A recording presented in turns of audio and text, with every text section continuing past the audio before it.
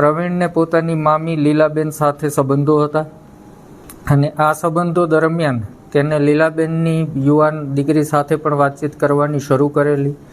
ત્યારબાદ લીલાબેન દ્વારા એને ધાક ધમકી આપવામાં આવેલી કે તું મારી દીકરી સાથે વાત કરવાનું બંધ કરી દે, અન્યથા આનું પરિણામ સારું નહીં આવે। જેથી એણે ધ્યાનમાં રાખી અને લીલાબેનને મારી નાખવા માટે કાવતરું કરેલું।